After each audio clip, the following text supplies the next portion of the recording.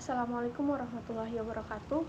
Perkenalkan, nama saya Dwi Yanti Reski Amalia, NIM A1Q1210161, jurusan Bimbingan dan Konseling kelas A. Nah, di sini saya akan menjelaskan sedikit materi mengenai observasi yang dibawakan kemarin oleh kelompok 3. Langsung saja, istilah observasi berasal dari bahasa Latin yang berarti melihat dan memperhatikan. Istilah observasi diarahkan pada kegiatan memperhatikan secara akurat, mencatat fenomena yang muncul, dan mempertimbangkan hubungan antar aspek dalam fenomena tersebut. Secara umum, pengertian observasi adalah cara menghimpun bahan-bahan keterangan atau data yang dilakukan dengan melakukan pengamatan dan pencatatan secara sistematis terhadap fenomena-fenomena yang sedang dijadikan sasaran pengamatan. Berdasarkan penjelasan para ahli, observasi adalah penelitian dengan melakukan pengamatan dan pencatatan dari berbagai proses biologis dan psikologis secara langsung maupun tidak langsung yang tampak dalam suatu gejala pada objek penelitian. Pada dasarnya, observasi bertujuan untuk mendeskripsikan setting yang dipelajari, aktivitas-aktivitas yang berlangsung, orang-orang yang terlibat dalam aktivitas, dan makna kejadian yang dilihat beserta perspektif subjek yang terlibat dalam kejadian yang diamati tersebut.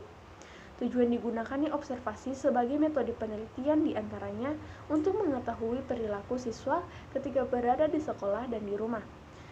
Selain itu, tujuan observasi yaitu mengetahui bentuk bimbingan yang diberikan oleh guru dan orang tua kepada siswa yang berperilaku agresif.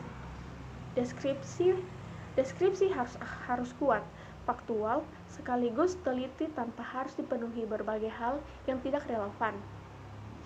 Berangkat dari konsep tersebut, dalam mendeskripsikan hasil kegiatan observasi, pembelajaran diungkapkan secara detail dan sesuai dengan kenyataan yang terjadi dalam setting observasi. Tentu saja kegiatan observasi memiliki tujuan tertentu yang ingin dicapai. Adapun tujuan observasi secara menyeluruh adalah sebagai berikut. Yang pertama, observasi bertujuan untuk menggambarkan suatu objek yang segala hal yang berhubungan dengan objek penelitian tersebut melalui pengamatan dengan menggunakan panca indera. Yang kedua, observasi bertujuan untuk mendapatkan suatu kesimpulan mengenai objek yang diamati. Yang ketiga, observasi bertujuan untuk mendapatkan suatu data atau informasi yang bisa dijadikan pengamatan bagi para peneliti. Jenis-jenis observasi menurut Rianto 2010 98 sampai dengan 100, yaitu observasi partisipan. Observasi partisipan adalah observasi di mana orang yang melakukan pengamatan berperan sebagai serta ikut ambil dalam kehidupan orang yang diobservasi.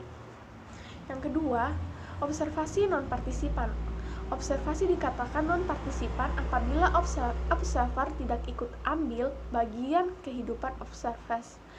Yang ketiga, observasi sistematik, yaitu observasi sistematik apabila pengamat menggunakan pedoman sebagai instrumen pengamatan. Yang keempat, observasi non-sistematik, observasi yang dilakukan oleh pengamat dengan tidak menggunakan instrumen pengamatan. Yang kelima, observasi eksperimental, pengamatan dilakukan dengan cara observasi dimasukkan ke dalam suatu kondisi atau situasi tertentu. Adapun ciri-ciri teks observasi adalah sebagai berikut. Informasi yang didapat harus objektif, yaitu berisi data-data yang nyata, dapat dipertanggungjawabkan dan dibuktikan kebenarannya. Pengamatan dan pencatatan dilakukan secara sistematis. Peninjauan dilakukan secara cermat dan teliti, dan tentunya observasi dilakukan secara langsung di lokasi. Observasi memiliki beberapa kelebihan dan juga kelemahan, yaitu untuk kelebihan observasi yaitu data yang didapat lebih bersifat